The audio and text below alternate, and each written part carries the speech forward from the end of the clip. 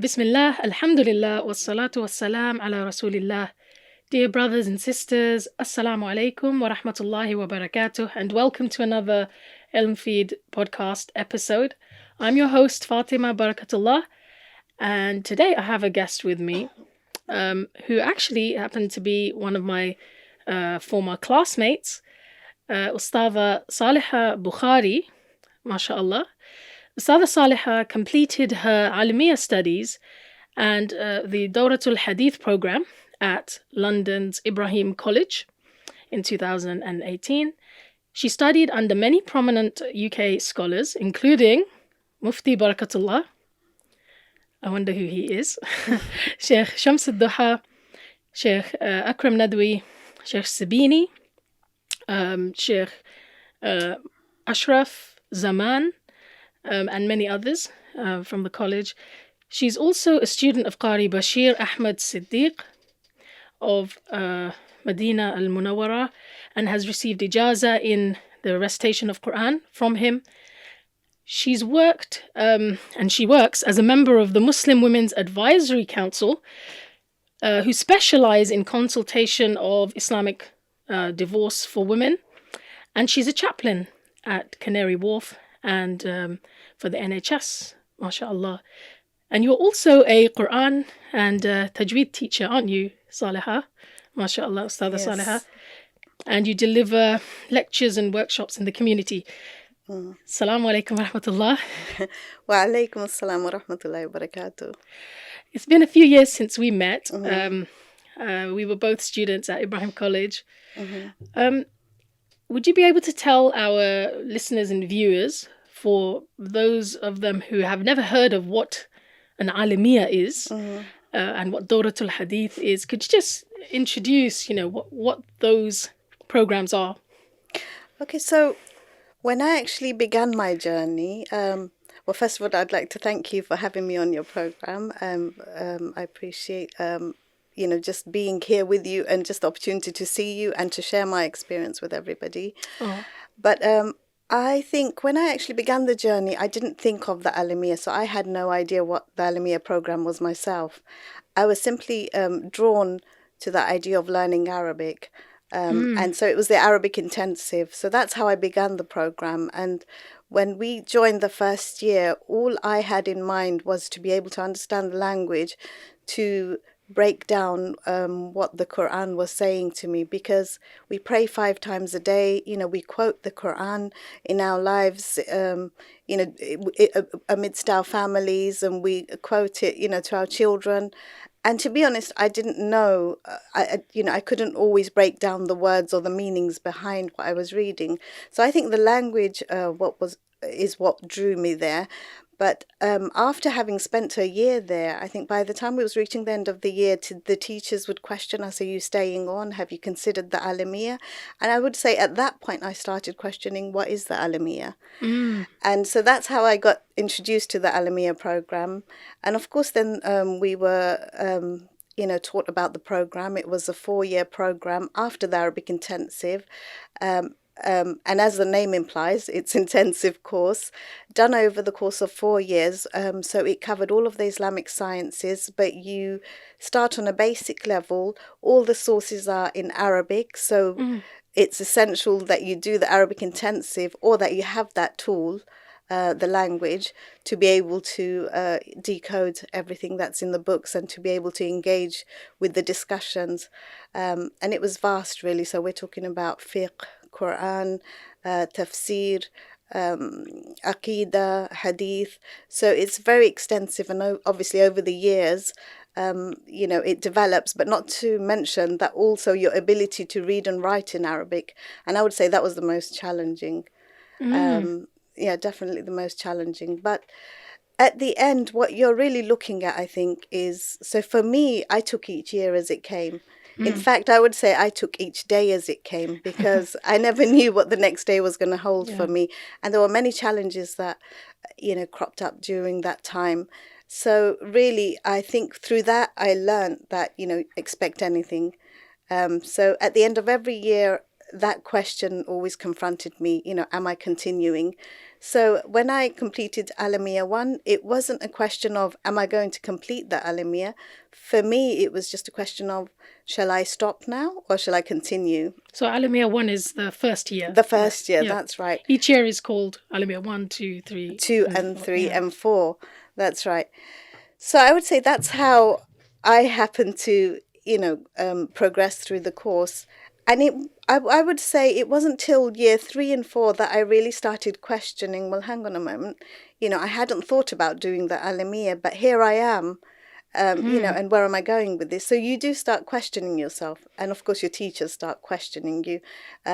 And also they start alerting you about the responsibility that you've taken on. As an Alima, they say you're about to qualify, you're about to come to the end of your course.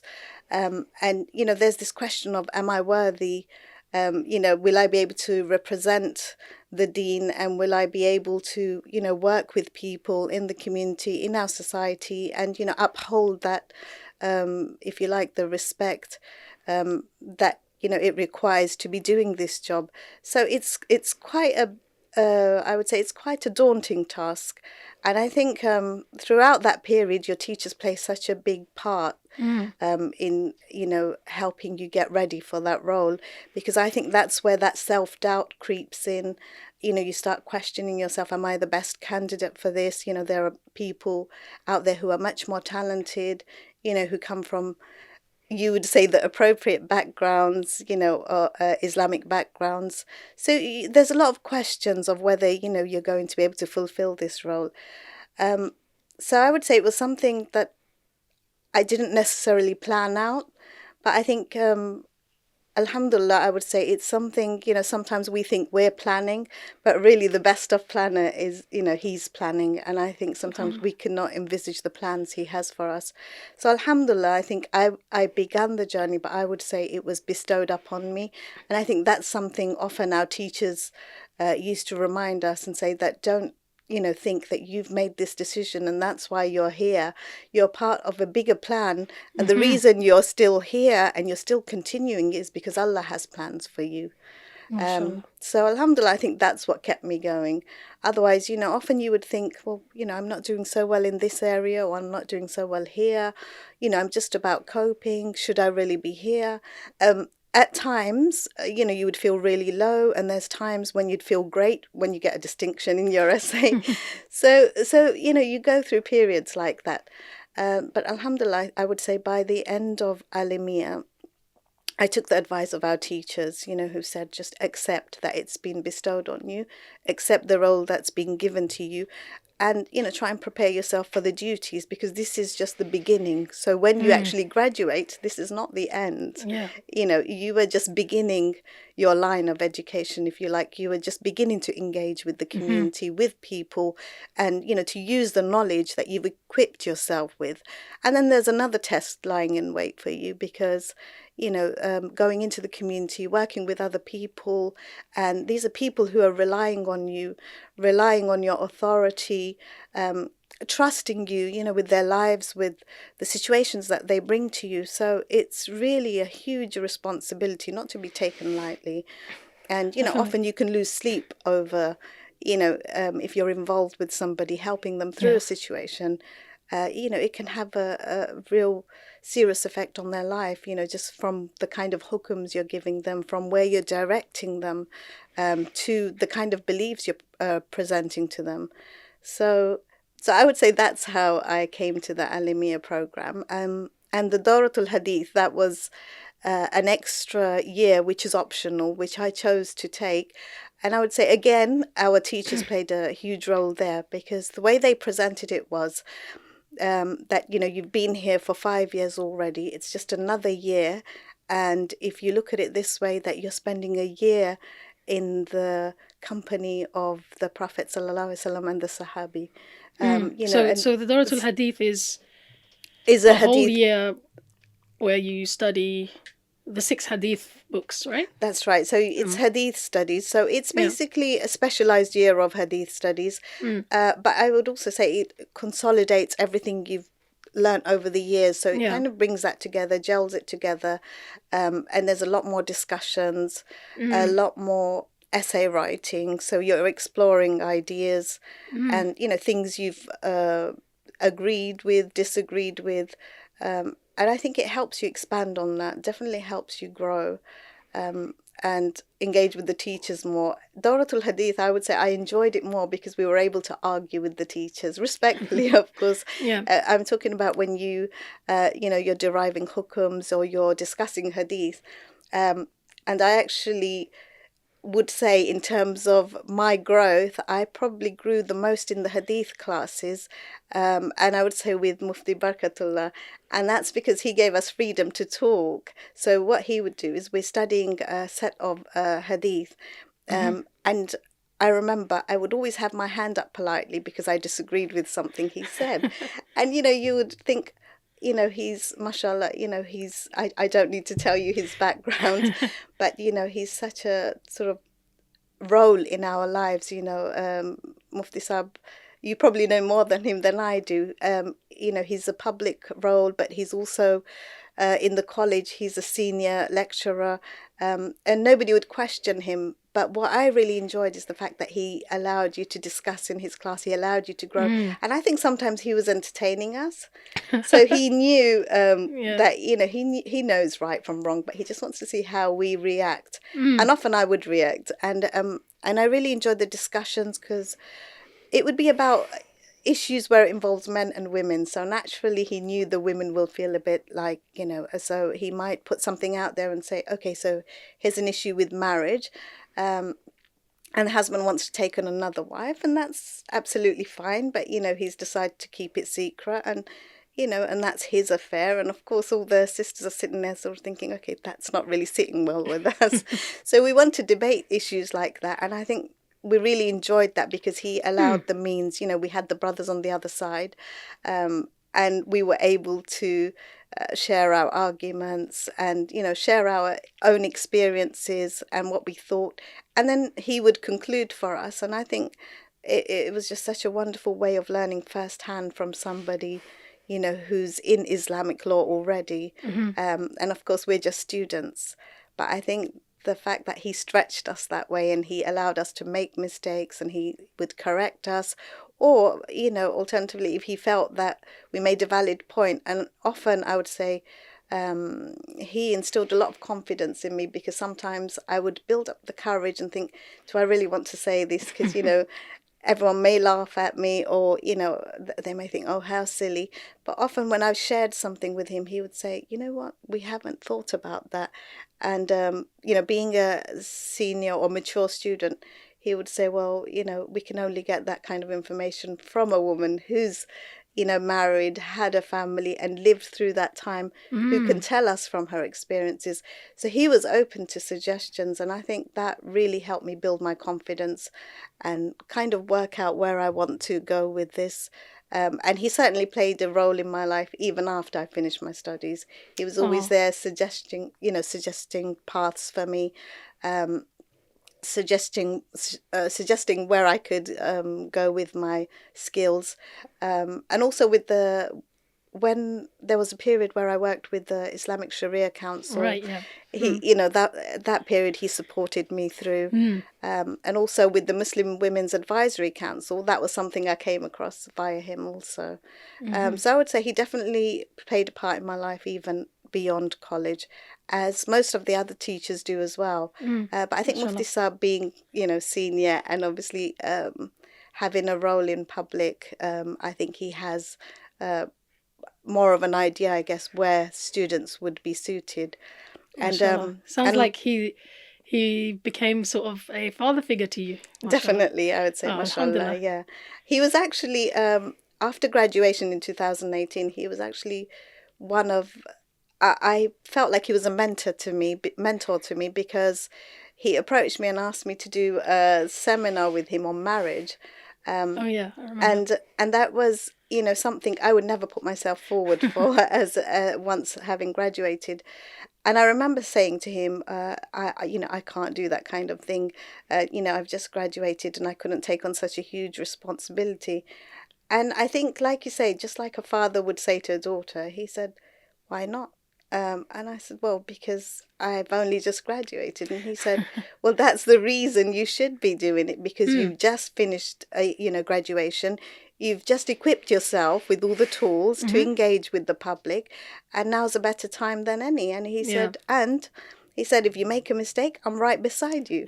So, when he said that to me, it was like he made the decision easy. I thought, okay. Just throw yourself in. And alhamdulillah, it was such a lovely experience. Not just Mufti Sab, but, his wife also came along. And I think I did feel... You mean my mum? Your mum, that's right, mashallah. And Allah bless them. But yeah, they played such a big role in just starting that off for me. And I think it felt like having your parents there to support you, through a crucial moment in your life, something that you never thought you would be able to do. And, when they inspire confidence in you and say, you can do this. And not only that, they will tell you and advise you how to do things, what not to do, what to abstain from. And so I would say that was the starting point of my public speaking, getting out if there. you like. That's right. Yeah, because I think with my dad, with Mufti Barkatulla, he's always had that attitude, what you were mentioning in the class, he's never, even growing up, he was never like dictatorial. No, he's so he was very sort of getting us to think about what we think, and sort of allowing us to come to our own conclusions, even though they might be different to his. So I don't think he's afraid of younger people he's not. challenging his opinions. And I think younger people are actually comfortable in his presence. I've noticed, most of the time, if you think about it, when I've been at the Sharia Council, for example, or even with the Muslim Women's Advisory Group, you often find that the younger people tend to want younger scholars to consult with. But you find with Mufti Barkatullah, I think he can, he appeals to all age ranges. It shows you that we all need, and one day we're going to play that role, probably, inshallah. Inshallah, yeah. We all need people who have come before us to kind of give us that push. That's right.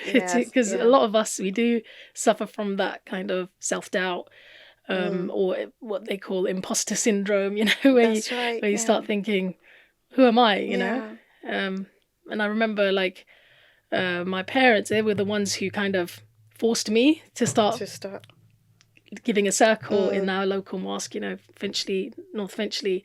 And I was really scared because I was a teenager, and they were like adults all around me, ladies, and sometimes they would be quite aggressive even, in the way they asked questions or challenged something I said, and I had to learn to deal with that. But I guess having your teachers, your elders, somebody there in the background saying, it's okay, keep going forward, you've got this, you're going to be able to do this, and we'll support you. It really... you feel someone has your back, really. Yeah. And... of course, we don't see our teachers as often as we used to. Yeah. But I remember them saying that, if ever you need anything, if ever you need advice or you want to check yourself, for whatever it is, you can come and contact us.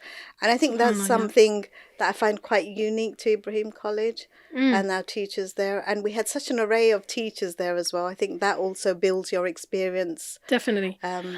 Before Ibrahim College, because I had experience studying online. Yeah. And it just doesn't compare, No, it doesn't. Studying online, it might be good for certain types of periods of your life, like when you have young kids or stuff like that.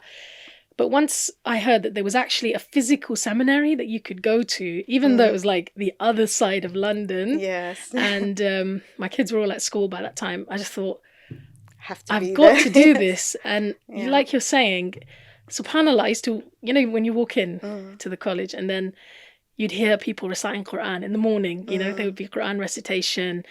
And just from then onwards, you'd see the sisterhood, wouldn't you? And you'd see, like you said, that relationship with your teachers is, subhanAllah, I remember when I was thinking of which kind of university path to go on, I could have gone to a Western university for undergraduate study. But I remember thinking feeling very passionately that I need teachers who have iman, you know. Yes, yeah. I don't just want an Orientalist or an expert who might be an expert in Islam on paper, but it hasn't, in a way, it hasn't benefited that person because they don't have iman, and they can't convey to me the tarbiyah that I need, you know. No, that's right. And I think you're right. And I Like, think- there's something unique about seminaries where you have ulama, basically. And where you can sense that spirituality, Yeah. you know, and like you said, that sisterhood, and you almost feel like everybody understands because we're on that same, you know, level of iman, if you like, and you help each other through those journeys. And like you said, you often find throughout seminaries, well, in my experience certainly, that you are tested more. You feel there's more trials present for some reason. You know, when you choose that path, you almost feel like you've not just begun a path of seeking knowledge, but your tests begin also. So it's all almost like a question of, you know, you've got a set of trials awaiting you. Endurance. Do you endure? Do you give up? Can you get through and it? It can be difficult, you know, a decision to make for a lot of people. And if you do decide to stay on, you know, you will be juggling quite a lot.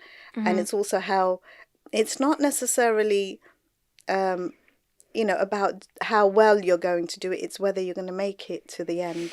Yeah. You know, about getting through. And yeah. Well, I think that's probably truer for people like myself and you who were mature students, right? Yeah.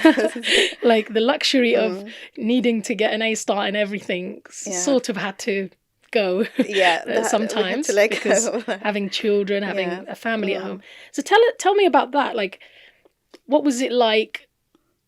Like, I've got my own thoughts about it, but you know, we were literally in a class with other students who were straight out of what, A levels? Yeah, mashallah. Sixth Some form, of them were, so mashallah, they were like 16-year-olds, 17-year-olds, 18-year-olds. But also they were graduates as well, weren't they? They were graduates, yeah, who'd mashallah. graduated in other subjects. We also had another sister who had younger children. Yeah. But you know, she was there also as a full-time mum. So but most of them were like under early 20s or under. That's right. So there's very few mature students. I think when you make a decision to go to studies, that's something you cannot think about that, you know, because it can be, you know, you often find people are deterred by that. So I would say for me, it wasn't really a question of, you know, my age or the timing, because, you know, at one time, I'm talking about, so, you know, in the 1990s, for example, you know, you didn't have that kind of opportunity where you could come and study in a seminary in London, you know, in the heart of East London. There were people travelling back to Egypt or, you know, other Muslim countries to seek that kind of knowledge. So I remember, you know, my husband and I, we used to travel to North London, you know, to take Arabic classes. And this was because a teacher had come over from Egypt who was teaching there. So you had to kind of seek out where these courses were taking place. And, you know, also we didn't have the means then. So, you know, naturally, I followed the course of, you know, doing your A-levels, going to university. And then soon after that, I was married, you know, had a family. So alhamdulillah, for me, you know, family life was important and, you know, I wasn't career orientated. But what I mean to say by that was I didn't feel driven by anything un-Islamic. So I felt that, okay, well, in that case, my calling is more, you know, to raise a family, to want to, you know, sort of devote myself to that. But I would say when my children started growing up, I think, you know, when they start learning and you start helping them with their learning and they come home with homework, I would say at that point I started questioning myself that I didn't feel well equipped to be helping them. You know, I'd been taught here myself, but, you know, I'd actually been taught in East London Mosque myself because I grew up in Tower Hamlets. My father taught me as well. So, you know, we had exposure when we were young. And of course, we never had any institutions or seminaries then. So when my children actually began coming home, I started thinking, you know, I'm not really well equipped to help them. I can't correct them.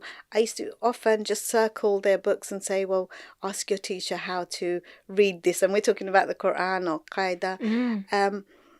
But even then, it didn't have an effect on me, in the sense that I thought, well, they're very young. I can't really make that time, or, so I guess you could say, in a way, I wasn't motivated enough, or something was holding me back.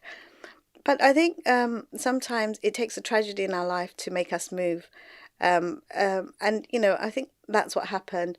So in 2007, and this is actually something I talked about in my speech when I graduated, is that when I lost my mother in 2007, she passed away.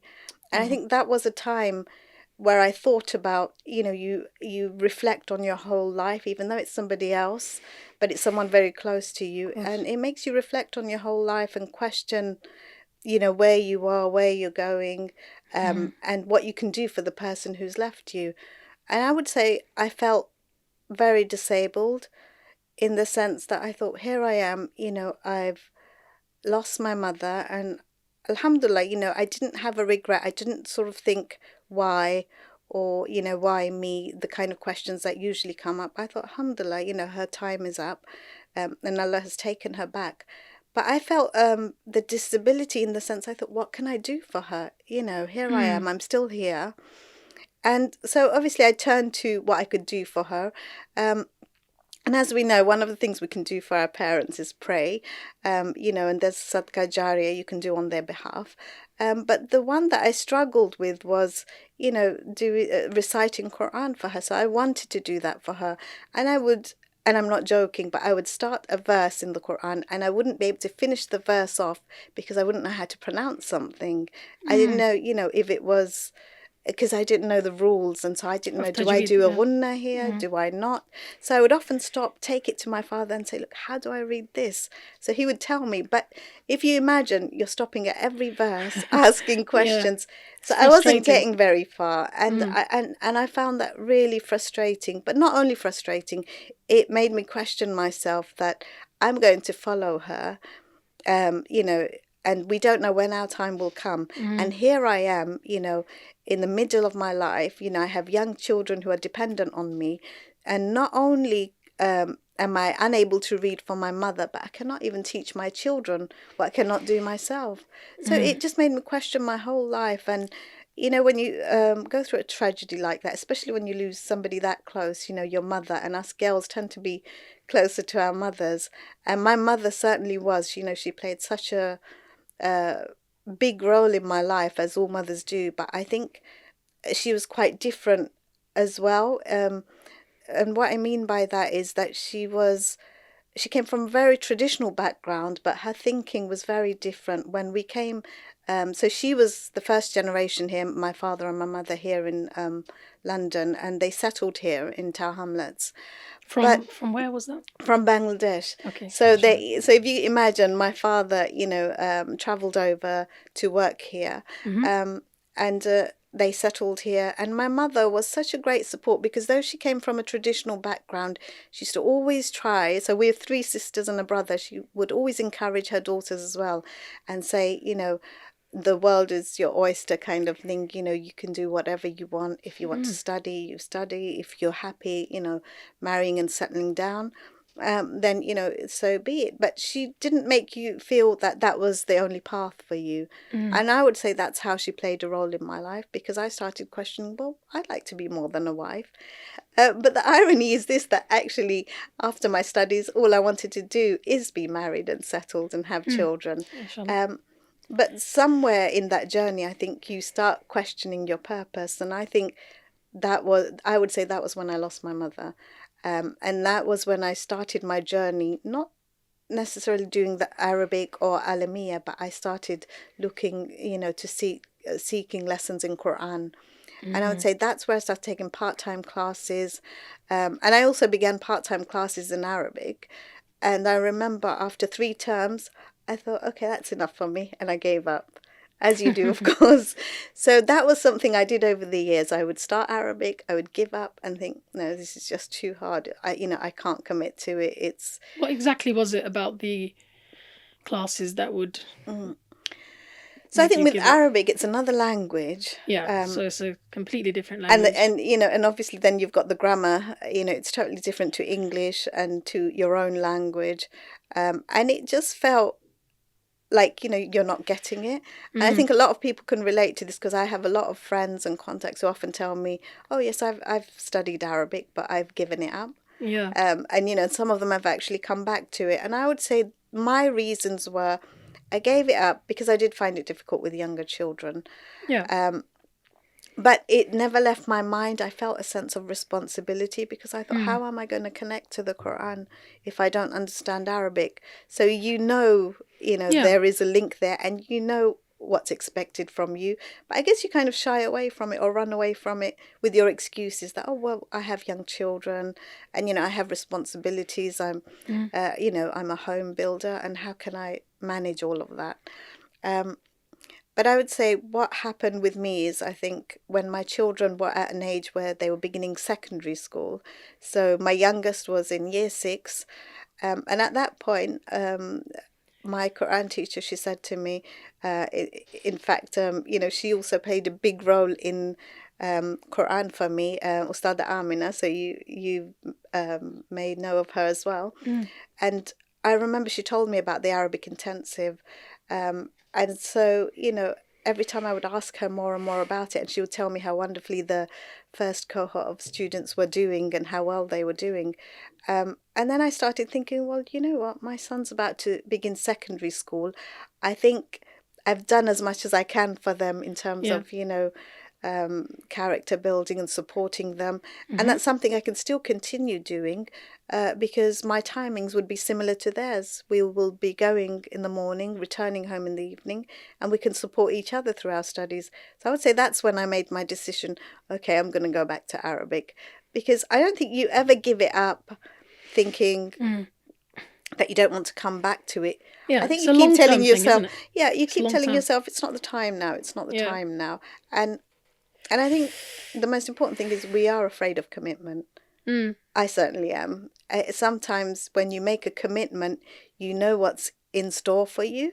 And I think it's the fear, of how you're going to cope. So I think that stops us as well. I think a lot of people on the path to knowledge, they will have obstacles. But one of the things I always noticed was the people who succeed long term are the ones who are not it's not necessarily true that they never had any obstacles. They actually have had obstacles.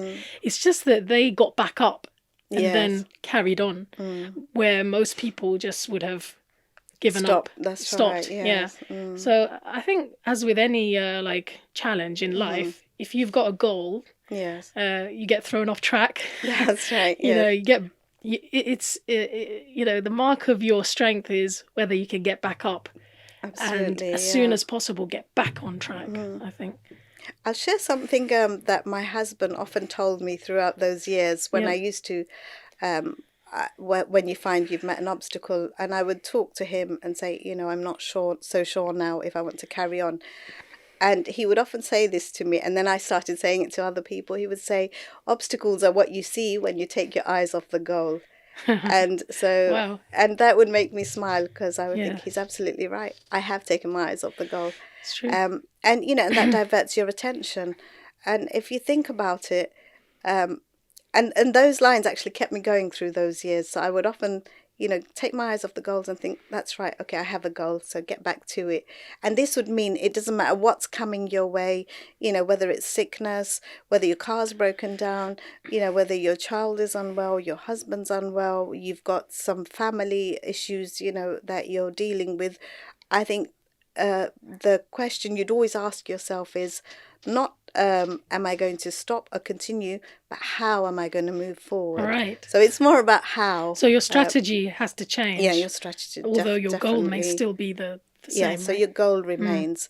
And I think another thing which played a part in carrying on, because you could easily give up. Anyone can give up at any point. You know, Right. it's like running a race. You can give up whenever you like, Yeah. but most people want to make it to the end. Mm. And I think what kept me going as well was definitely is that you think, you think you made the decision and that's why you're here. But ultimately, you're only there because Allah's chosen you to be there. Because if you think about, there was numerous sisters in the first year, which is the Arabic intensive, and we were almost halved by the first or second Right. year of Alimiyyah. Exactly. So So if you think every about it, we year- all had intention. Every year it Yes. seemed that some people would carry on, but a number of people would not wouldn't drop carry out, on, basically. and for whatever reason, and some would have some serious reasons, and others some less serious reasons. But everyone's different. But I think ultimately what you need to accept is that if you're still there, it's not entirely just down to you. You've been chosen to be there, and how you complete that path is what you're going to be deciding. But the fact that Allah's placed you there and He's taken you through this journey right to the end. And I honestly did ask my question that when we reached the end, alhamdulillah, I remember thinking, how did I get here? Subhanallah. But throughout the journeys, even when you do your assignments, and you actually get a distinction, you think, there's been some error, that can't be me. And I remember going home and actually saying these words to my husband. I think the teacher might have made a mistake. Shall I ask him to remark it? And he would say, students usually ask that, for their assignments to be remarked when it's low. You're questioning it the other way around, that when you've been given, a worthy mark, you can't accept that it's your work. So I thought about it. So I think there was a lot of self-doubt, just, can I do this? And was that really me? Or, has something gone wrong?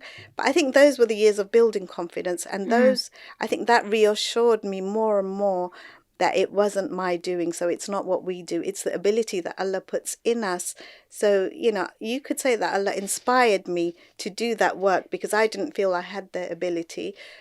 You simply put in the work and Allah gives you the results. But even when you get the results, you still question them because you think, surely I'm not capable of that.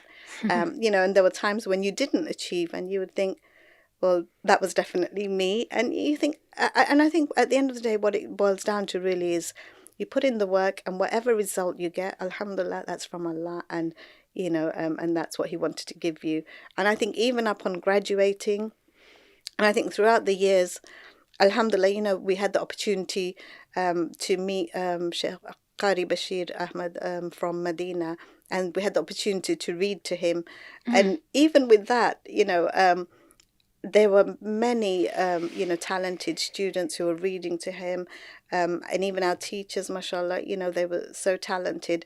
And I would say that I never ever saw myself taking it that far. I simply wanted to be in their company, to learn, to be influenced by them, and to be able to, keep up that skill, if you like, because I thought, the Qur'an is something, it's going to be a companion, not just in your life, but even in your qabr, and even in the hereafter. So it's something that we really need to bring close to us. And I think that's what perhaps brought me close to the Qur'an, and definitely, being in that environment in Ibrahim College, like you said, experiencing our teachers and other students, and listening to that recitation first thing in the morning, and also having our Jummah, our khutbahs, and just having all those beautiful recitations on the Friday, that definitely inspired me. And I thought, I want to be able to recite beautifully like our teachers, and and I think that's what made me keen about wanting to recite to Sheikh Qari Bashir. And I remember reciting to him, and this is no exaggeration, but he spent 5 minutes with me just on the ta'awudh, which is the Bismillah. And I remember sweating profusely, thinking, Subhanallah, this is a great Sheikh from Medina, and I can barely get past my Bismillah. Subhanallah. A'udhu Billah and Bismillah. And but alhamdulillah, that we had that opportunity, because I remember thinking, okay, I'm never coming back again. I never want to read to him again. And I was so embarrassed, but he didn't show any Yeah. any sort of anything on his face. He was just consistently saying, okay, this is how you do it, this is how you do it. Spent the 5 minutes until I could say it. And he said, okay, go and work on that. And so this is how he spent time with me. And, and he's an elderly sheikh, so he would often get angry and you would get upset and think, oh, he's upset, I couldn't read, I couldn't live up to Really? his standards. You'd go away, you'd rectify that, you'd come back. And so, I spent a year like this because he visits every year around this time of year, February, March, he would visit.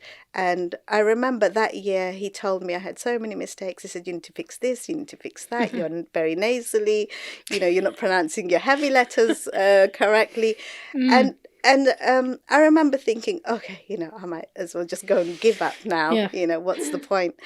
But you know what it is? I think there was a sense of determination. No, Allah's put me on this path because he thinks I should improve myself. And the fact that I'm that bad means that I need help. Right. And so that's what, made me determined to stay on.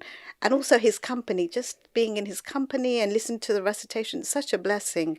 And the wisdom that you just learn from your teachers, as the kind of gems he would just share from us as you're reading, progressing through the Qur'an, and he would tell you something specific about a verse or the context to it or the story or the background or, certain du'as, for example. He would say you can use this for patients who've suffered paralysis, for example. And so we just were able to share such wisdom from him. I think a lot of people don't realize that actually learning tajweed, which is the art of reciting the Qur'an, is actually a must for every Muslim, to a certain level, because we all have to recite Qur'an in That's Salah. right, yeah. We all have to recite some Qur'an in our lives, especially in Salah. And there's certain types of mistakes, aren't there, that are actually could make a person fall into sin. Sin, that's right, yes. So major mistakes. And then there are minor, more detailed aspects to tajweed, which might not be obligatory, but I guess when you do master them, you enjoy reciting Qur'an, you feel it, you experience it. And then with the Arabic, I don't know, subhanAllah, I want to ask you actually how, because I'll share with you my first Taraweeh after I had started learning Arabic and tajweed.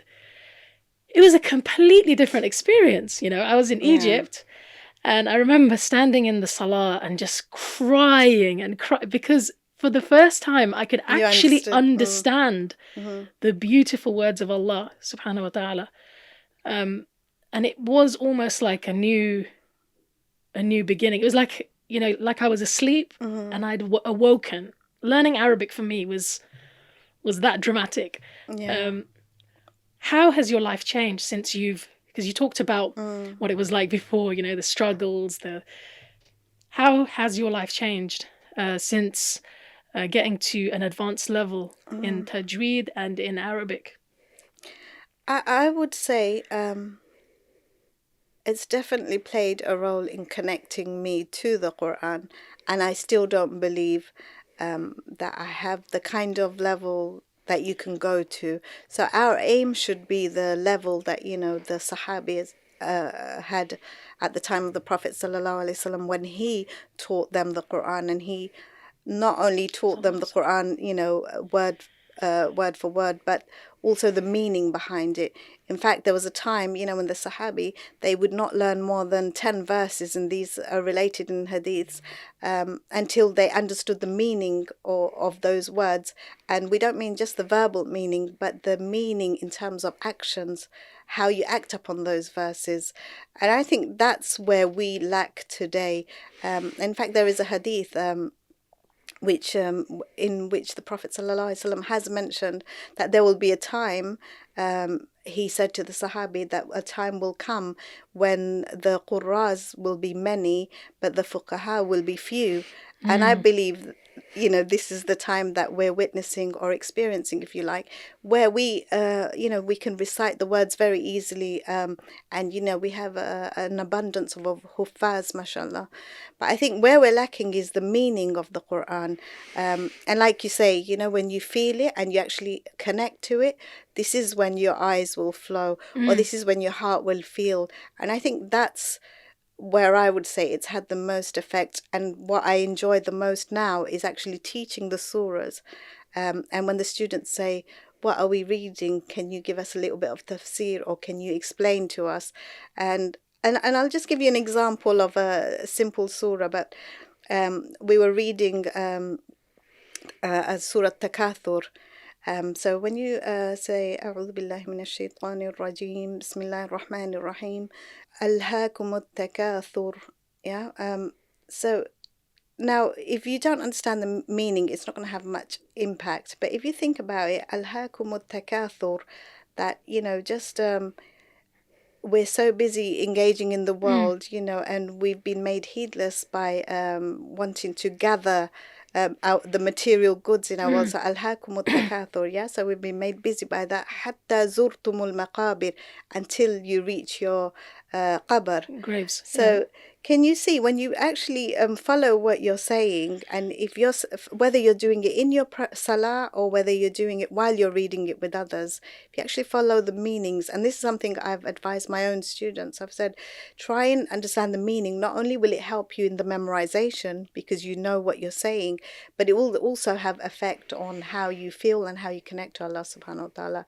And alhamdulillah, those students who have applied that, they've come back to me and said, I found that in my salat I'm taking longer, I'm reflecting on what I'm saying, but I can actually recite the surah slowly, and it's not going wrong, because we've all been taught in childhood, you kind of roll it off your tongues and you think, I've done it. It's like I've memorized it. So I think that is definitely the benefit that it can bring in your life, the fact that you feel connected to Allah and the message. And there's a message in every surah, especially the shorter surahs. You'll find there's a lot of meaning. When we begin with the 4 quls, for example, therein you have shifa, you have protection, you have protection from evil, from jinns, from black magic, etc. And then, as you progress through those surahs in Juzamma, Allah's telling you to protect yourself from, backbiting, slandering. So Surah Humaza, for example. And then you have other surahs talking about, how you treat the orphans, how you treat just the unfortunate people. So there's so many reminders in there for us. And throughout the Qur'an, all the stories of the prophets, and just the conversations that Allah's having with us. I think that's the most important thing. It's a note from, your creator to you. And I think someone once gave an example, I can't remember the source of this. It's like a letter from your beloved, but you're reading it again and again and again, but not knowing what he's saying to you. SubhanAllah. Imagine see? if you had a message from a king or the queen, and you couldn't understand it in the original language, you would and you're in awe of him, right? You're in awe of him, and he's majestic, and he's the all-powerful, and still you're thinking you're going to grasp this note, hold it to your chest, kiss it, but just not know what's in it. SubhanAllah. So really, I think if you can. First thing is, I think someone's beautifully said it once. It's something I'm working on at the moment. I've been asked to help with the translation. It's a sister in Egypt who's translating a book from Arabic to English, and it's actually beautiful because it's about the Qur'an, and what it mentions is that with the Sahabi, the Prophet ﷺ, what was important is they had faith first, and then they learned them, then they memorized. So meaning, do you remember when I said to you that the Sahabi would not memorize? They would memorize 10 verses, but they would not move on until they understood that, but understood in terms of their actions, and only then they would move on. So the way this book explains it is that these actions come from faith. So what the Sahabi held was faith. So they believed when the Prophet ﷺ brought the message to them. And then once you've confirmed that faith, then you learn the meaning of the words, then you learn the application of those words, and then you've made it whole because you've tied in your faith with the meaning. And I think you could say we have faith. So we say we have faith, we believe, we recite the Qur'an, but we don't understand. So how will we apply? Do you see? So we're missing a link somewhere. And and it's true, you can be told by others, you can, go to the fuqaha and say, look, how do we do this? And what do we do? Where is the source? And the fuqaha can say to you, look, the source is in the Qur'an. But we all need to be at a point where we can understand things for ourselves. And, Definitely. When you get stuck, that's when you can go to a fuqaha or and ask those questions where you're not equipped to make a decision. Exactly. But in our everyday lives, our family, our children, whether our spouses, they need that kind of hukum. We're dependent on that. And it goes back to what you were saying. The Qur'an, reading the Qur'an is fardul ayn on us. It's not something, that can be excused. An individual it's an obligation, individual obligation. Whereas when we were talking about the tajweed, for example, that is fardul kifaya. And what I mean by that is there has to be somebody who's teaching Qur'an, with the observation of the rules, etc. And that will take the obligation off the rest if there are a few representing you. But in terms of actually reading the Qur'an correctly, then that is an obligation upon each individual. So I think we need to make that distinction. But certainly for anybody who has intention of teaching the Qur'an, and I would say we need to remember the Prophet ﷺ said in a hadith in Sahih Bukhari that خَيْرُكُمْ مَنْ تَعَلَّمَ الْقُرْآنَ وَعَلَّمَهُ. So that was also something that drove me. I thought, well, if the best of those amongst you are the ones who learn the Qur'an and teach it, I remember thinking, well, I want to be one of them. And so obviously then you have to learn the Qur'an, then teach it. But to learn it and teach it, in fact, to learn it doesn't take much, but to teach it, you have to know much, much more. And I think that's where I would say that's where your knowledge grows. MashaAllah.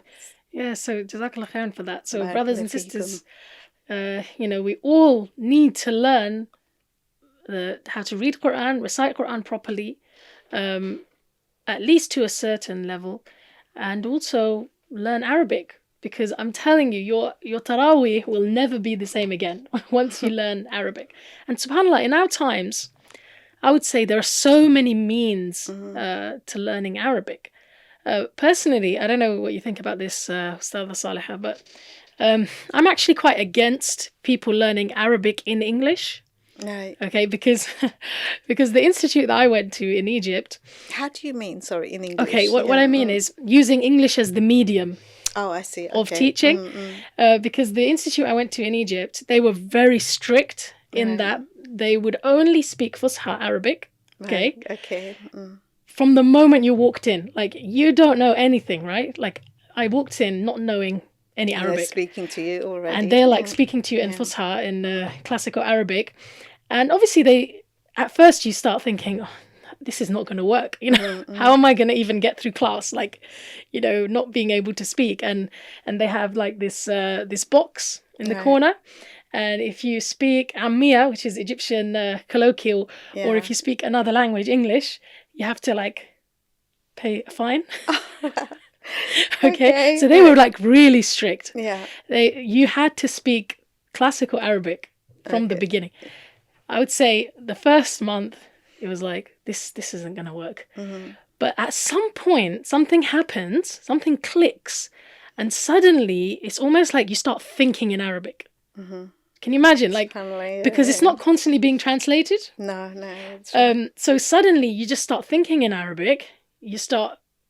Arabic is not a language that you're translating into English. No. It becomes like your language. You're thinking in Arabic. Right. Yeah. So after having experienced that, although coming back to London, like continuing my Arabic studies with some English input was helpful, I would really say that I really wish that there were more courses out there that use that same model of teaching Arabic in Arabic. It's a bit like, when they do ESOL courses, right? Yes. Like English for speakers of other languages.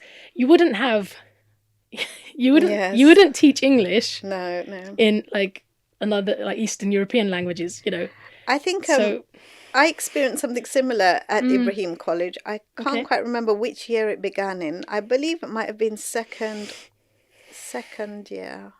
I believe it might have been the second year of Alimiyyah or third. And I remember we were told, so obviously you'd done that Arabic intensive, you'd done Alimiyyah 1. yeah, So at this point, I think the teachers expect that you have some, foundations, So we were told that we couldn't use English anymore. and I think, Yeah. and teachers were wonderful. I mean, they just spoke Arabic, but it was for Sahara Arabic, and it was very clear, and they, very slow. And so you could pick it up. But I think the problem was when trying to engage in a conversation or ask questions. And luckily we weren't made to pay fines. Otherwise, I think we would have had a huge sum Yeah.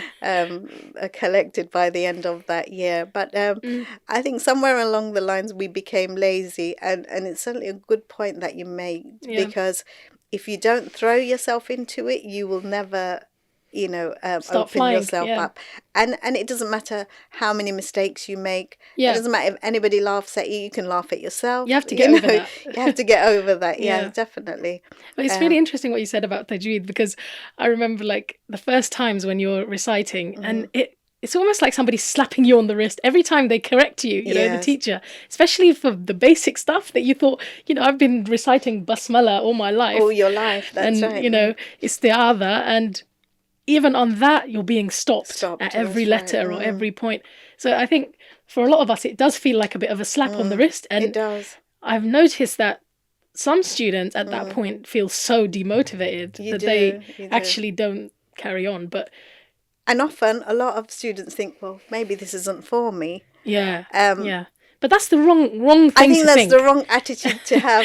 Yeah. Because I can certainly tell you, if you had met me at that point, you would have said, okay, Salah's not going to make it in this field. And it may have been true at that time. But the thing is, anything that you put your mind to and make effort in, remember, we have to make the intention. We choose the path. The rest is up to Allah, whether He's chosen that for us or not, whether He makes that possible for us or not. And I think that's the wonderful thing, that if you can assign yourself to the fact that it's not you who's going to pave the way, it's not all down to you. All you're doing is you're going to put the effort in. Yeah. The results are from Allah. And I think so for us as Muslims, we really have it easy, in the sense you think all I have to do is exert the effort. The results are not Keep down going. to me. Yeah. Because Allah He's already made the plans for you. So He knows what your plans are. You're simply trying to work towards whatever He has planned for you. So it's so beautiful. And what I mean by that is I had envisaged only being able to read. I can honestly say I never thought of being a teacher. I wanted to simply teach my children and be able to make dua and recite for my mother. And, all our friends and relatives that have passed on. You just want to be able to do something for them. But I think, Allah has been kind to me in the sense that, subhanAllah, look at the things that I wanted and look at what He's blessed me with. I feel so blessed, alhamdulillah, that He's given me the ability to share that. So, He's included me in the group of being able to share that kind of a knowledge. And not only that, by sharing that knowledge, by teaching, it also keeps you close to the Qur'an. Because I can honestly say, if it was something I wasn't teaching others, I don't know how attached I would be to the Qur'an. But I remember there was a time, and I've shared this with some of my close friends. There was a time when I couldn't recite, and I remember listening to other female reciters or listening to teachers and thinking, I would really, oh Allah, I remember, having these little conversations that you have with Allah and thinking, oh Allah, I want to be, one of your better servants like those people there. I want to be able to recite your Qur'an so easily like they do. I want to be able to, instead of humming nursery rhymes with my children, just be able to recite Qur'an. And I thought, why doesn't it come from my mouth? Why don't I sing, the way the other sisters do? Because you'd often find, in that environment, you'd see sisters walking around reciting the Qur'an, and it sounded beautiful. And I thought, I want my heart to be affected. And Allah, maybe He heard me, or, He had mercy on me, whatever it is. But now I don't have an excuse, because He's put that in my path. And if I now turn away from it, I think then it will be on me. Because when Allah presents those opportunities for you, you have to take them.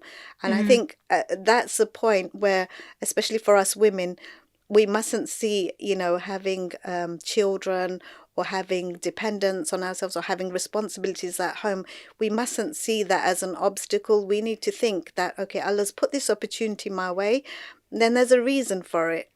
Do you understand? Because I think another thing is that you need to think the opportunities are not presented to everybody. That's so true. Just the fact that you're there, that is half of success. In fact, that's another thing my husband used to often say, half of success is just being there.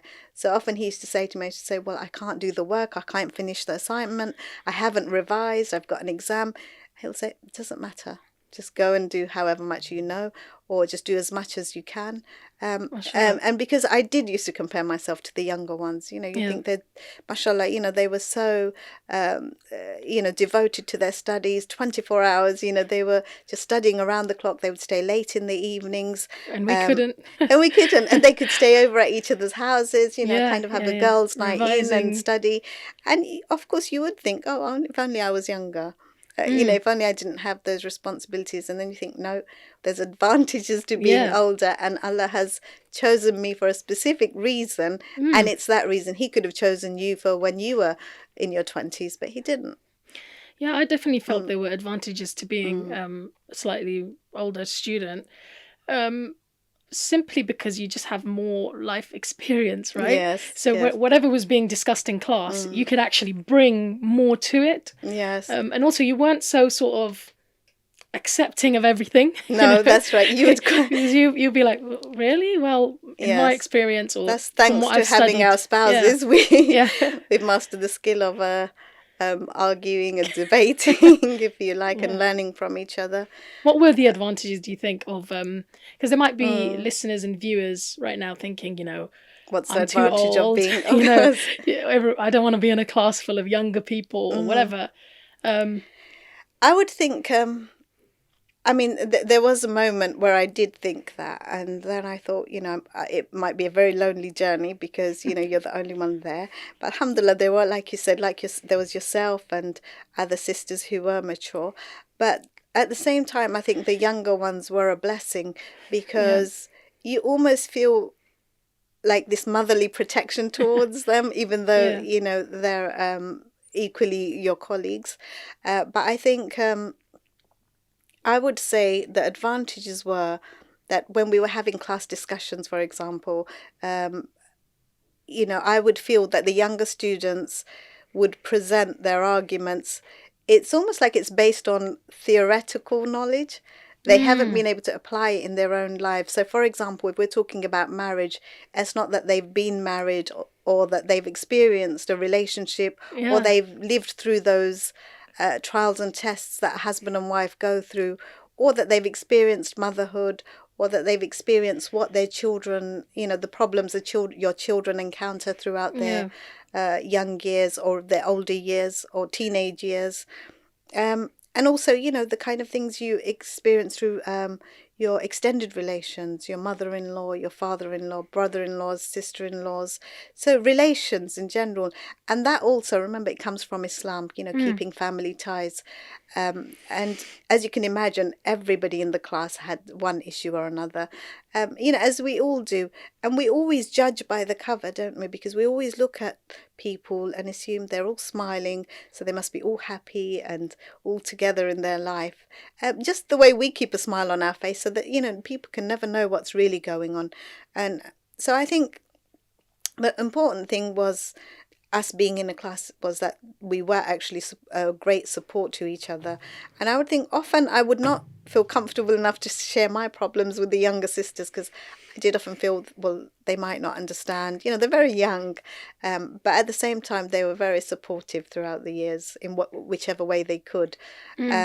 But at the times where I would meet yourself or Nilufer in my class or the other, mature students, I think it was a breath of fresh air because you could kind of do your mature complaints, if you like, get things off your chest.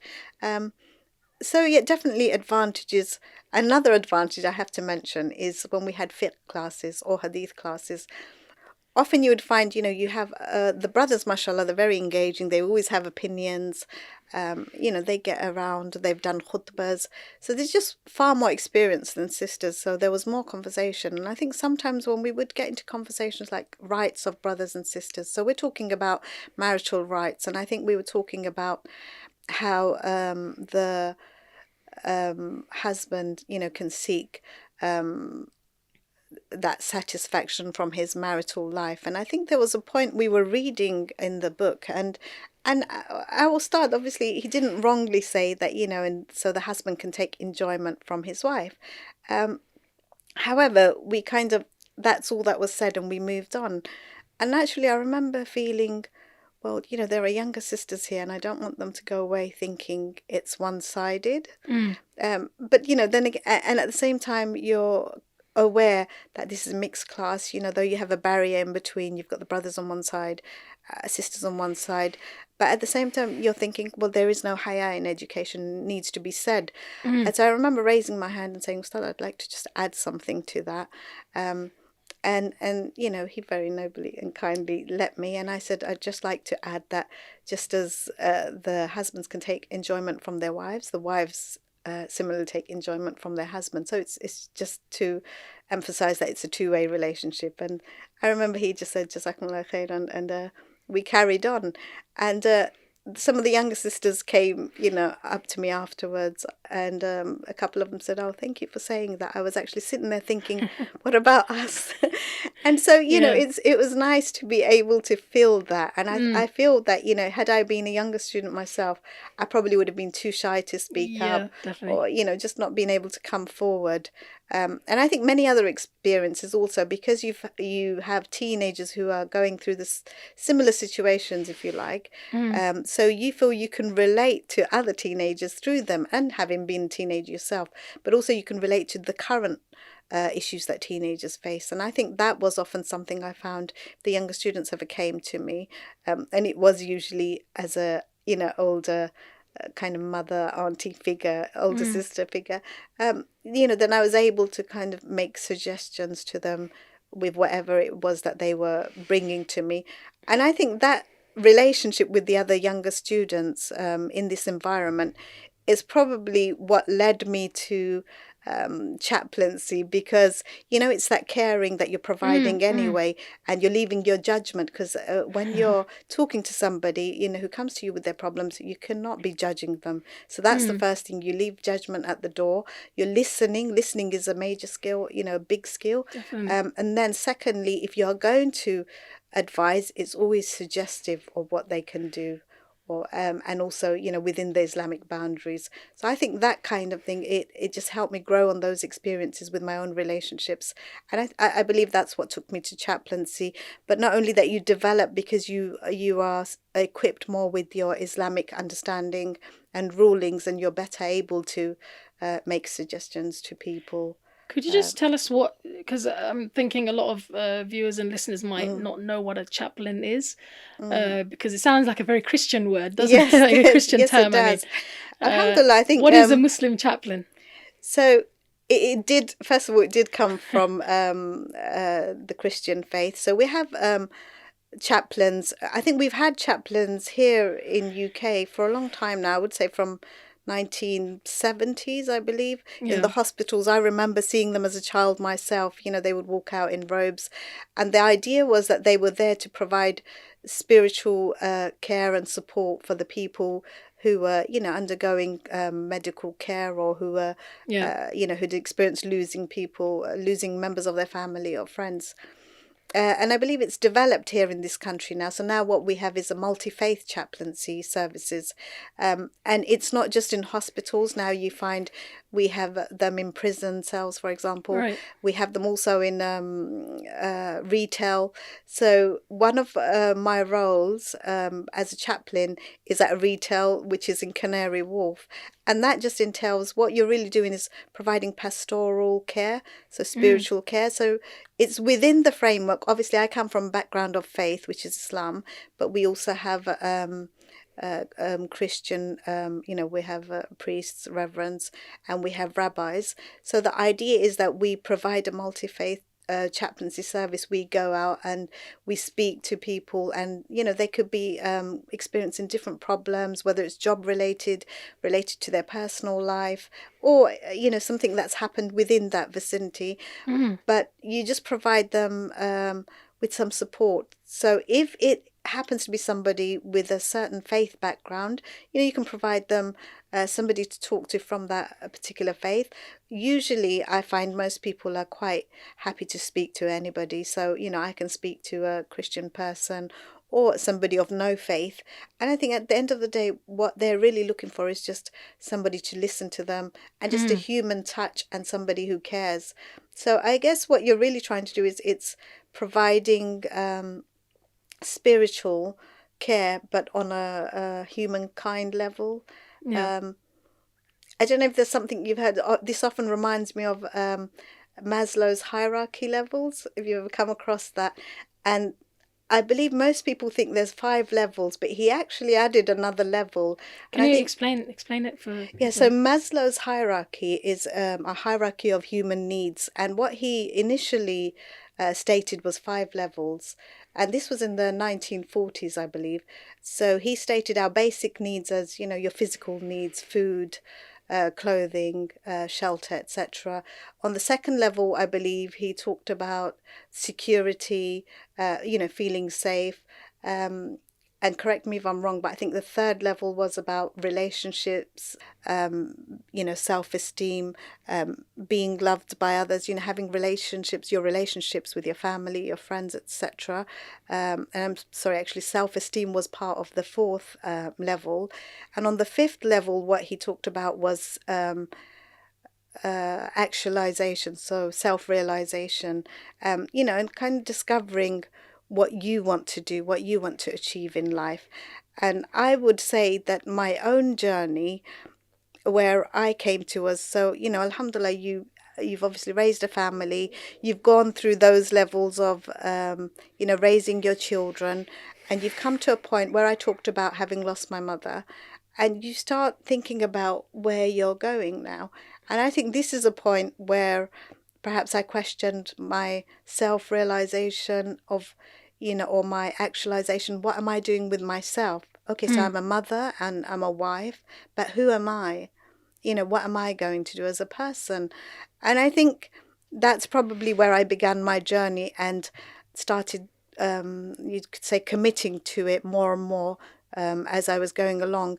And I think one of the things, the reason I mentioned Maslow's hierarchy level was there was a 6th level which he added in the 1970s. That's because, before he died, he took on the criticisms and he added the 6th level. And the 6th level he named was transcendence. And what this means is that it's about giving back to mankind.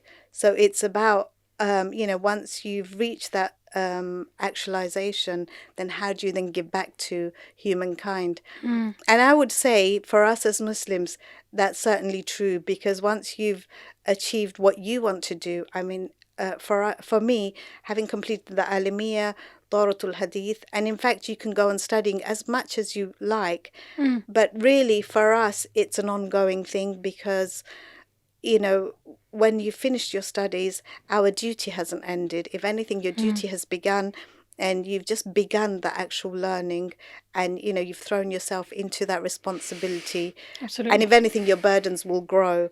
But you want to be happily dispensing those responsibilities and helping people and making a difference, not just to Muslims, but to non-Muslims, to other Society believers. around It's us. society in general. So I think that's something important for all Muslims to take away, is that we are not just here for ourselves, we're here for mankind. Absolutely. And I think that's the higher goal that we need to be looking at.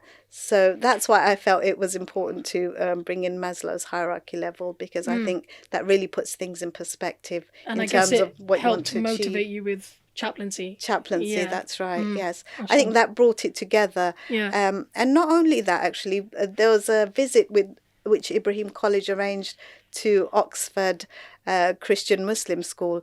I think that certainly played a part in bringing that multi-faith aspect into my life, I guess. And I think it also made me realise how you could dispense with that duty, but, you know, in a way that you're not just providing that service to Muslims, but you're providing it to, you know, other faiths and no faith. So across the board, you know, to non-Muslims as well.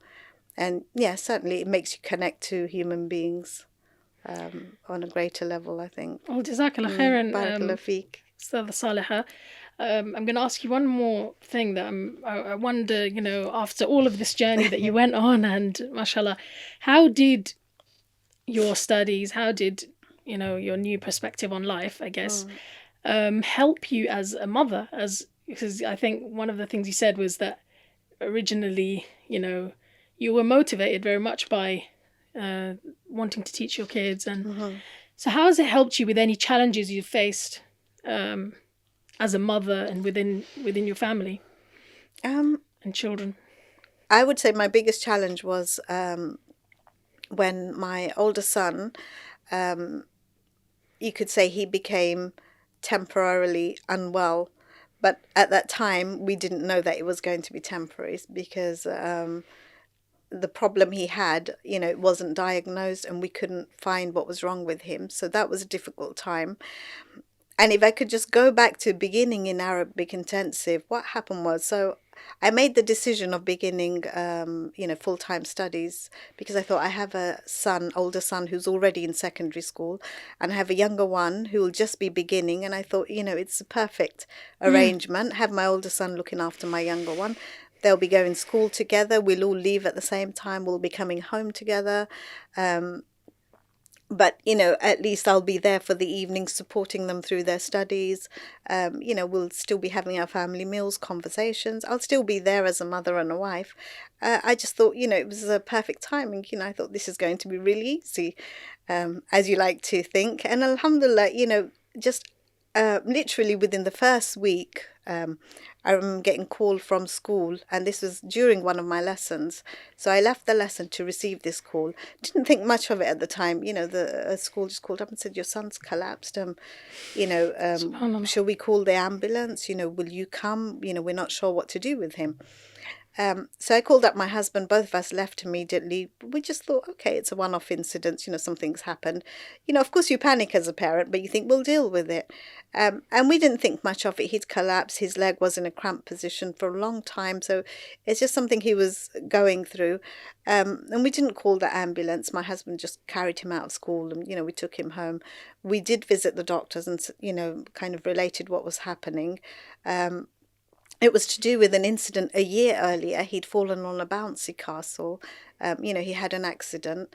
But he'd been walking that year, you know, feeling twitches and having some problems. We never thought it was going to become an issue.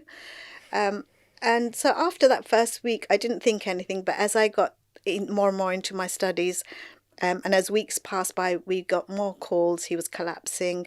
And at one time, I remember he collapsed on the road, and it was a very scary experience for him, you know, and if we're not close enough, you know, then we have to rely on others to go and tend to him, or rely on the school. So, you know, slowly I started questioning what was going on and whether I should be studying, and, you know, what's happening with my son. 3 months into it, I think things started to get a bit more serious. It was happening more regularly. He was collapsing in school. So first things first, we thought, okay, we need to take him out of school. And then we, you know, started considering homeschooling, or, you know, they said he could be tutored because he has a medical need, but he needs to be diagnosed first. But that was the problem. His ailment, if you like, you know, it wasn't recognized. So he had this problem with his knee, and it just escalated. And by the end of the year, I mean, he was bedridden. And, you know, this is a young boy in his teenage years, you know, and mashallah, he was one of those straight A star students, had his future planned out. So it was a difficult time. But I think for me, it was quite a simple decision. I thought, well, your children, your family are your priority. So I didn't even need to think about it. I thought, okay, I'll stop my studies. Arabic intensive, and that's enough for me. I'll stop there. I've done 1 year of Arabic. So naturally, as you do, I consulted my family. But first I wanted to speak to my son. So I told my husband, look, I've decided it's time I leave full-time studies, because we don't know where we're going with my son. We don't know what's involved for him over the years to come. He needs somebody caring for him at home. So my husband was quite supportive, and then I thought, well, let me have a word with my son. So I spoke to my son and I said, I've decided I'm going to stay home. I'm going to take care of you. And he was 15 at the time. I remember he said, well, and I think perhaps he didn't like the fact that I was willing to, stop everything that I was doing just to take care of him. And he said, Mum, I am going to get better, aren't I? And I said, yes, of course. He said, well, if you truly believe that, he said, why are you giving up what you're doing? And so he really put me in a difficult position, but he put me in a position to think about it. And I thought, he's got a point. Do I have faith? Because that's what we're all about. We don't know what the future holds, but we move forward relying on our faith. And I thought, and subhanAllah, we as Muslims, that's all we have. And I thought, he's actually made such a crucial, it's such an important point. Yeah. And so I thought, okay, I'm going to have faith. And so it was on his saying, I thought, okay, in that case, I'll carry on. But I made a deal with him and I said, look, here's the deal. I'm going to carry on, but I want to be here with you. So if you feel that you're going to get stuck or you're having a hard day, you call me, I will come back. Or you've had a fall, you come back. Because you see, there were times in the day that he could walk, but he just stopped going out, because when he would collapse or when he couldn't use his legs anymore, then he would be there for 12 to 17 hours. So, and then he would need help.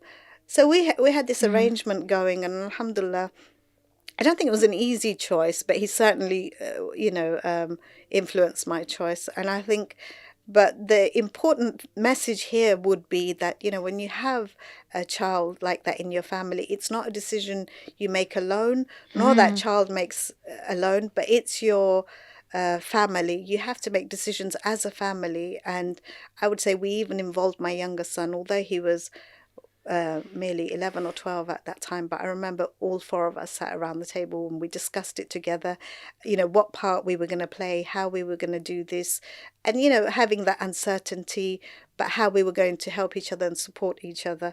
And so I think that's a really important thing, that in our family we treated everybody, though I'm the mother, my husband's the father, and they were just young children, if you like, but we treated everybody's input equally and took that into consideration. I think that's something really important for a family.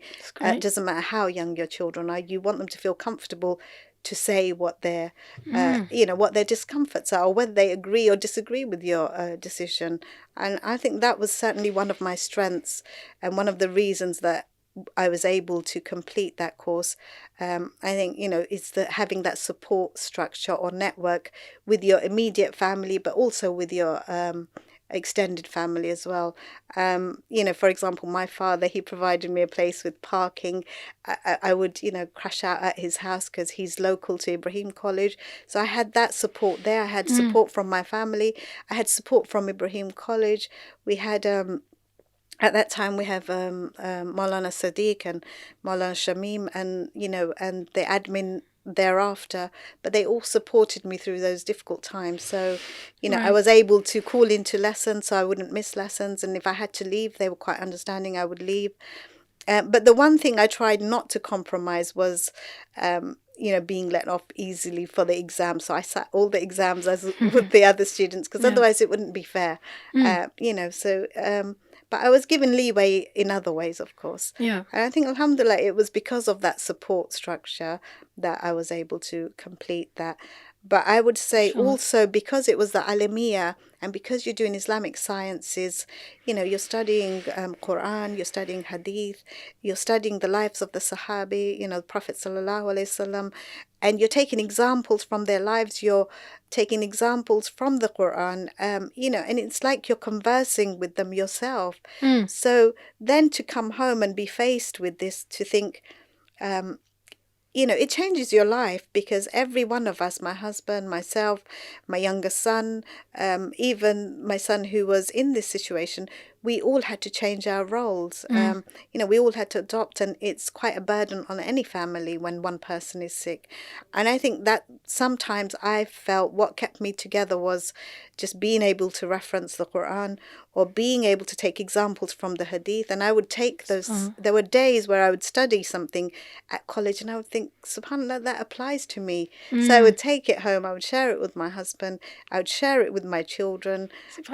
And I feel that kind of made us stronger. But not only stronger, do you remember we were talking about, words and meanings? But I believe that taught me the meaning of what I was learning, because otherwise you're just learning it verbally, but when you have to apply it to your life, you're understanding the meaning, and you're understanding how the Sahabi applied it to their life.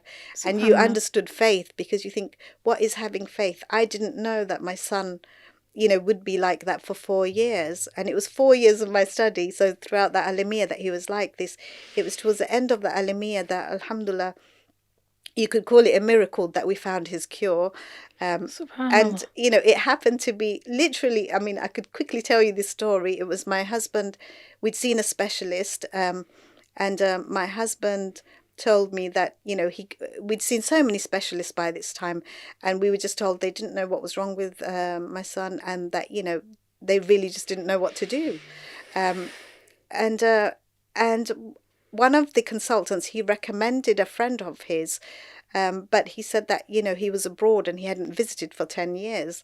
And so, subhanAllah, I think my husband, he contacted him and he said, you wouldn't believe what just happened. He said, that friend of mine that I mentioned to you, who hasn't been to this country for 10 years, well, he's here now, and he's here for 3 months. So I'd like him to take a look at your son. And that was it, really. So within 2-3 months, he was, well again. And it happened that fast that it almost wiped away the 4 years that he suffered. Wow. I can't explain it, but when you're in pain and you're going through that, you kind of think this is never ending. And it's the hope that keeps you going, the faith that keeps you going. And you kind of think, okay, there's betterment in this for me. It's washing away your sins. It's making me stronger. And it's easy for you to tell yourself that, but how do you explain that to your child? But when the cure did come, alhamdulillah, and he was able to get the movement of his leg back, I think I remember sitting and thinking, subhanAllah, it's 4 years. It felt so long at the time. But looking back, I thought it's almost like a blink of an eye. It's nothing. Wow. It's nothing. But that you think, alhamdulillah, I never ever thought that it would come so soon. We honestly didn't know how long he was going to be like that. But the only thing I would say that we had was faith that, okay, we know that he will be well. You hope that it's going to be sooner rather than later. But alhamdulillah, it came when it came. And I would just say this, that my whole journey, if I had to wrap it all up, I once said to one of my teachers that in Surah Immersion, Allah says, وَتُعِزُّ مَنْ تَشَاءُ وَتُذِلُّ مَنْ تَشَاءُ بِيَدِكَ الْخَيْرِ. And that often goes through my mind, because it's not whether we think we're worthy of something or not, it's whether Allah thinks you're worthy of it. And remember, He's the one who hides our flaws, because only we know what we're hiding within us. And if He chooses to honor you, then He's honored you. You accept that responsibility and you do it, to the best of your abilities, and you do it sincerely and honestly. And that's all we can really do. But really, I think we need to remember that it's been bestowed upon us. It's not something we did for ourselves. So it's a huge responsibility, and we just pray that Allah gives us the tawfiq, to fulfill the role that He's given to each and every one of us, and to go for what we believe we can do, and inshallah leave the rest up to Him. Oh, subhanallah. Jazakallah khairan, Saleha, Barakallahu feek. Ustadha Saleha, for sharing such a powerful story with us. I'm sure it's really going to resonate with our viewers and listeners. Brothers and sisters, I would encourage all of us, go out, seek knowledge, start the journey, begin the journey. Last time, Dr. Haifa talked about memorizing Qur'an. Today we're talking about learning Arabic, the language that the Qur'an was revealed in, the language that Allah subhanahu wa ta'ala chose to speak to us in, right? We can't afford not to know that language. And also tajweed, being able to recite his words in a beautiful way. And Ustadha Saleha showed us how that really can impact your life and the trials and the struggles of life, because I think if any of us live long enough, we are going to face trials and struggles in life, and the best equipment or zad that we could have with us to help us on that journey is the Book of Allah. So Jazakallah khairan, Ustadha Saleha. Brothers and sisters, do share this episode with your friends and family. Share it with somebody who needs to hear it. And with that, I will bid you farewell. Subhanak Allahumma wa bihamdika ashhadu an la ilaha illa anta astaghfiruka wa atubu ilayk.